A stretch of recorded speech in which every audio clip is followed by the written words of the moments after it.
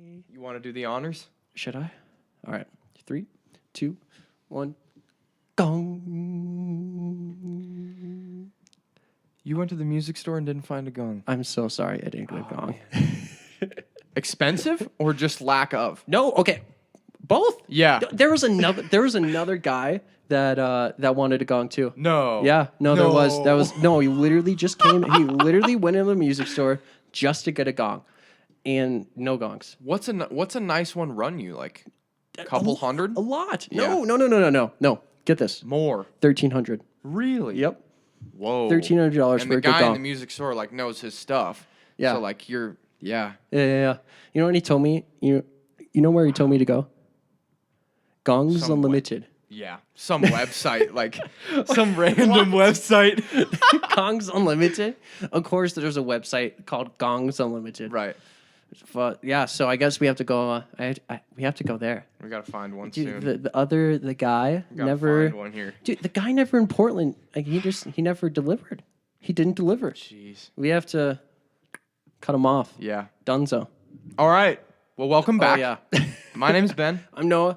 And this is the Tech Intern Podcast. I think we should just start by thanking everyone for coming back. Like, who knew someone would watch the second episode, right? That's pretty awesome. Dude, So, I didn't think anyone was gonna watch. Right? It's No. cool. So, like, thank you again for joining us. Like, that means a lot to me. And No, it does. means a lot. Like, you are on the journey with us, and we're really excited for what we have today. Yeah. Before we dive in, we've got a little of the past episode maintenance that we just need to take care of. Okay, well, it's not maintenance, but it's a lesson. Right. It's an opportunity to grow. Right. So we're always wanting to grow. We got that growth mindset going, especially within this new age of technology Right. that we're in. Very important. And one of the questions that I got a lot after the first episode was like, "What's Salesforce?" Well, okay, I didn't get that one, but I was like, More of. how can I get involved in Salesforce? Boom. And Exactly. So I was like, We missed the mark. it's so easy. But yeah, it's so easy, right? It is. Yeah. Okay. So yeah, we did miss the mark. So how you get involved in Salesforce, there's 2 ways. Well, there's multiple ways. Probably the biggest way is Salesforce Trailhead. Yeah. Yeah. Yeah. Trailhead's huge. What Trailhead, did you just say? Trailhead is this like sort of curated learning experience that Salesforce has created where you can go in, sign up for free through Google, through LinkedIn, through Salesforce, through Facebook, and learn Salesforce like firsthand. And it's free. It doesn't matter like where you start. You can learn stuff about Salesforce from data security to the beginning of like everything, like just tangible There's so skill many facets. to start from the beginning. It's so wonderful. Like, Yeah. It's really cool. Well, just from like a Salesforce admin, developer, and it's all Right. free too. Yeah, And which is it's wonderful. So much material, endless amounts. I mean, probably years and years and years worth of Salesforce knowledge at your fingertips. Yeah, I mean, if you really want to get involved in Salesforce, well, I mean, that's probably the first step. Yeah. And one of the, dude, I hate myself for forgetting this in the first episode, but the startling quote that we had. Oh, yeah. For, This is interesting, From yeah. hot off the press, Yeah, straight quickly from give you the this. chief executive officer Of Zenovo. Zenovo. Hot off the press. This is what he said at the Dreamforce. Yeah. What's that? Winding the Ohana. Yeah. Yeah, The yeah. Ohana is like the Salesforce culture and family. Yeah. Yeah. But like this is from the Big Sky. Sorry, Dreaming. the Dreaming. Yeah. Sorry, I burped. I don't You're know why. He said, if you're not making 6 figures Wow. within 2 years of your Salesforce journey, you're doing something wrong.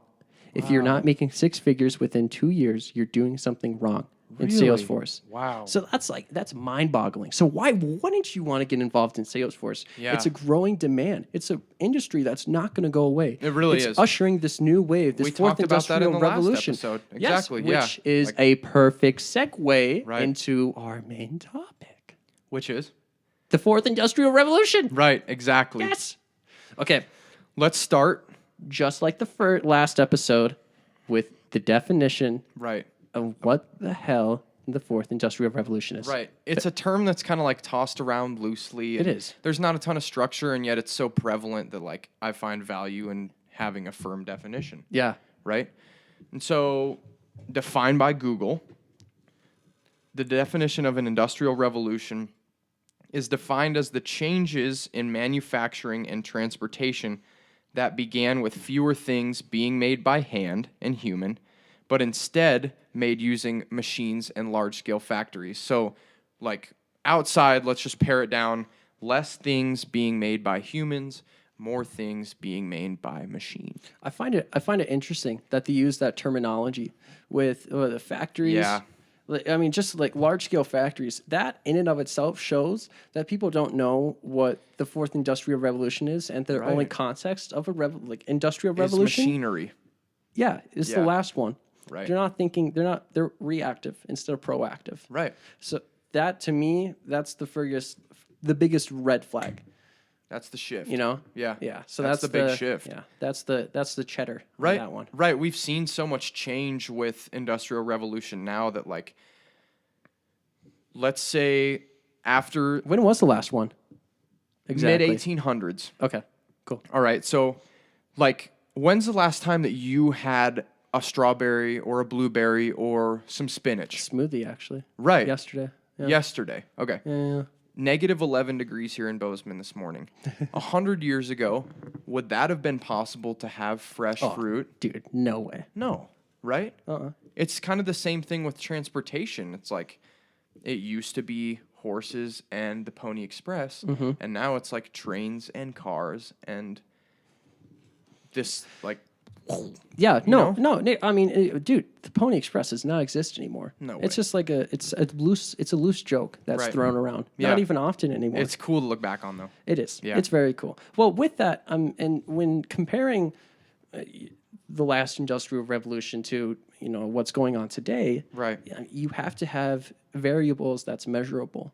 So to your point, with having fruits or assorted foods Yeah. out of season, that could be a measurable variable Yeah, within that. exactly. It's a factor to play. Most to play in. definitely. So, when comparing today to last time, I say we have to have Some sort of like principle set. we Yeah. have to have overarching principles, patterns per se, because our brains are natural pattern recognizers, right? Yeah. So we naturally recognize patterns. Exactly. So we have to be intentional of that.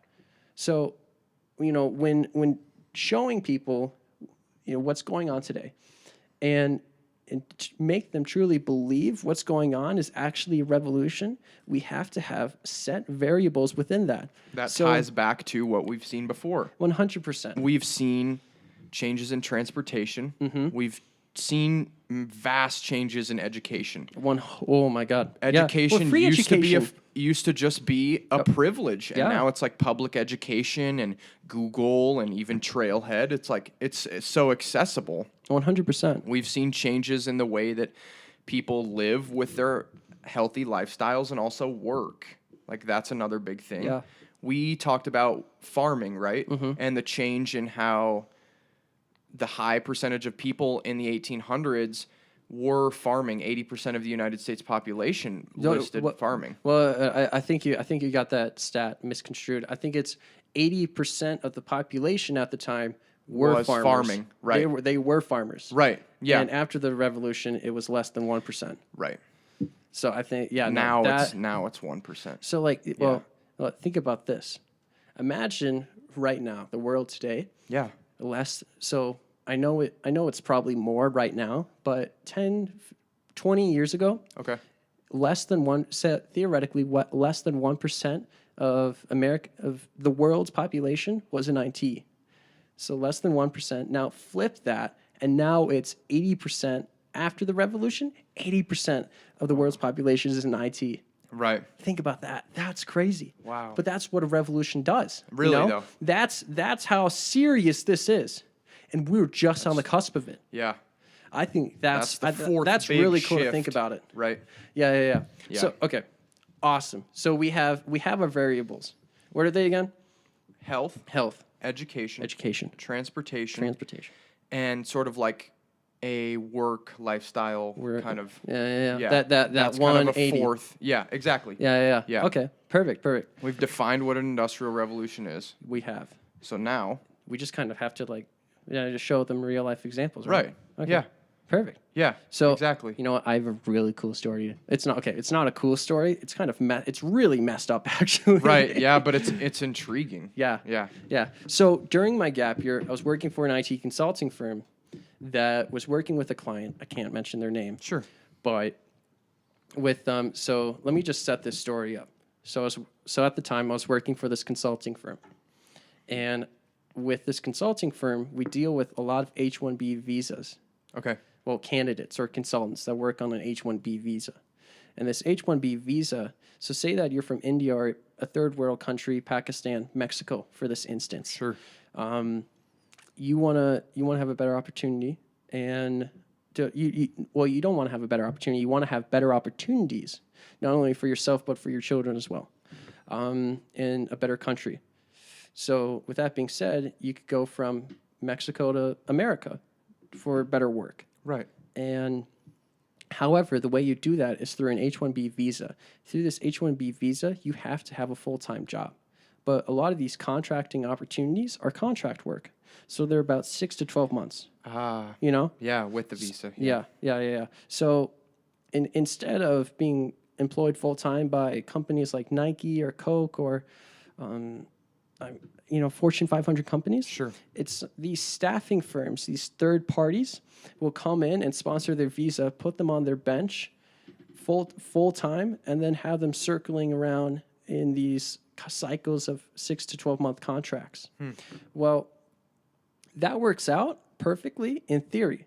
However, when it's actually applied, some cases which our good friend Mario, the Right. iOS developer, Yeah. out of Mexico, got he just got what would you say, like the shortest straw? Yeah, it just seems like kind he of got the- taken advantage of a little No, bit. he definitely got taken advantage. Yeah. Well, it's like an indentured servant. So, Yeah, it used to be 1700s. Yeah. People would come across and work and be sort of owned by these slave owners or servant providers, and now well, okay. No, well, they would make an agreement, right? and they'd say, you can come over and work, Yeah. and you can live Okay. for 6 to 8 months, but you'd have to have a full-time job, right?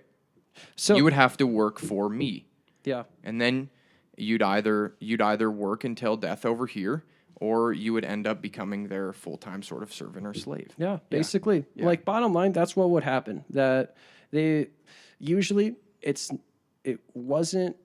it ended not perfectly. Yeah. And right now it's not ending perfectly, especially for Mario. Yeah. So iOS developers, they make some good cash. Like we were billing him at $98 an hour. Wow. To this Fortune 500 company. However, 8 months into that contract, we didn't find out that he was only making $17 an hour until 8 months into the contract. He was making $17 an hour. He was sleeping in a sleeping bag in a house with 10 other H-1B visas. Well, workers that were on H-1B visas. Wow. No way. So to me, that's like indentured servant at its finest. Modern era. Modern era. Yeah, wow. Like that's super concerning, and people have my no gosh. idea, and they're not even conscious of that. Wow, yeah. Yeah. Yeah, and it was like another look at Amazon. Don't Yeah. tell me that's not a monopoly. Total monopoly. And we've seen that in the past with John D. Rockefeller and the oil and Carnegie as well. Like they monopolized that industry and were quite wealthy. And now we see that with Amazon. You said that Amazon made a statement about possibly moving into the healthcare industry. And with that statement, they eliminated $30 billion in market share, right? Yeah. With that statement. No, just a statement alone. They announced that they were going into the healthcare space. Right. And then stocks just tanked. Wow. Just because They just have so much it's weight. the reputation that they hold. Wow. It's just that powerful. That was a big find. Yeah, and you know what? And you know what happened to those monopolies? They got broken up. Right now, Amazon's a monopoly, and they are going to be broken up. If you look it up, there are articles about that speculating. Wow. So it's just a matter of time, Right. and just people don't realize it still. Right. But you know what? Okay. We've talked about the problems. Well, Right. actually, no.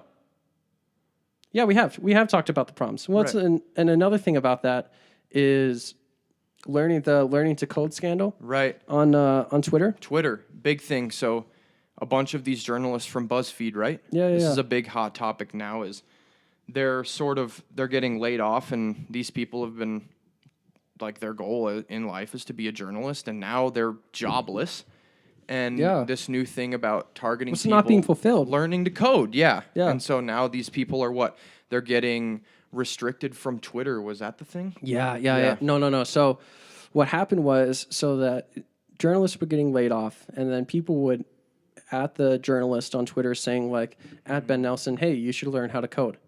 But people did not take that good. No. Well. Yeah. Lightly. No. So because that was their livelihood, that was their passion, that was their purpose. Right. So learning how to code was basically was almost elitist to them. Yeah. And so people filed that as harassment and got people's Twitters taken away. So so that's sparking some huge controversy. That's another problem That's a huge problem. with tech. It's like a dying industry. It's just like the Pony Express, like we Right. just talked about. Yeah. Yeah. With that shift in transportation and change. that Well, just industry- the shift in industries in general, it just ebbs and flows. Yeah, it Like does. I mean, the evolution, industrial evolution, not revolution, but just like it gets better and better and better. After the first. Automation. Yeah, right, exactly. It goes back perfectly to the does. definition Yeah. of an industrial revolution. That's tying it all back there. It is. But we should let's stop talking about the problems of the revolution in and of itself, and let's start talking about the really cool stuff and solutions. Yeah. that's coming I think up. this is the more fascinating part to me. Well, yeah, no, Right? it is. Like- and stuff that we should focus on instead. Because it's going to be tangible here soon. Yeah. Right? Yeah, and it gives a positive, overarching influence.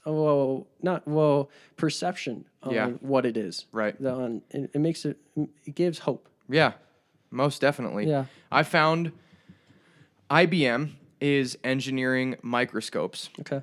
And so let me step back and give you macro perspective. The Earth is full of water, right? Oceans, 70% of the total Okay. area of the Earth.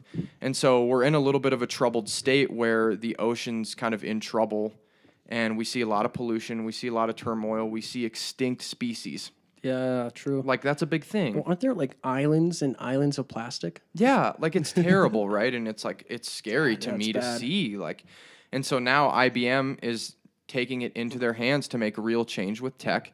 They're engineering these artificial intelligent microscopes that will go and analyze the behavior of plankton. And when you think about plankton, you think about like the source of life in the ocean. Okay.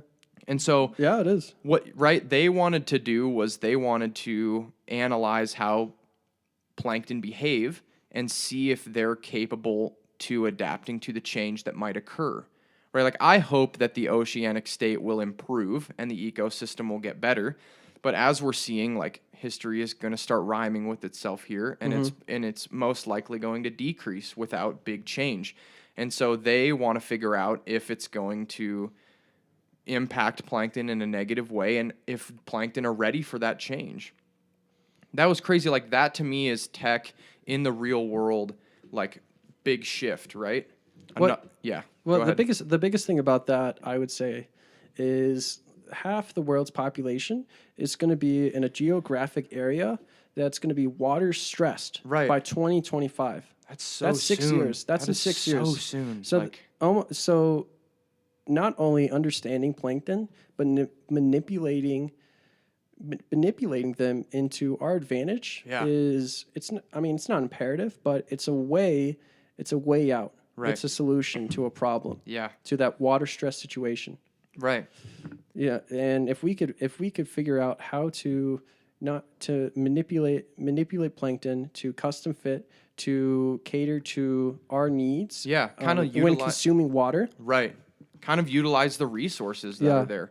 Like we see that again with the United Arab Emirates, and specifically the Middle East is they have been criticized of polluting the ecosystems with the use of oil, right? Like that is their Dude, their they just have ships their just getting prime- destroyed. Right. Yeah, just Right. dumping Oil's oil. huge over there. Yeah. And so now they're taking this sort of criticism in the 21st century and fourth industrial revolution and shifting their thinking to what could we do to oppose this sort of negative energy? And they've come up with this thing called the Masdar City, which was proposed in 2008 and is now like being like fully constructed and funded. And it's the world's first quote unquote low carbon city, where this is supposed to hold 40,000 people, and they'll move around in electric pods, and it'll be like incredibly carbon neutral, and like there'll be no emissions. Whoa.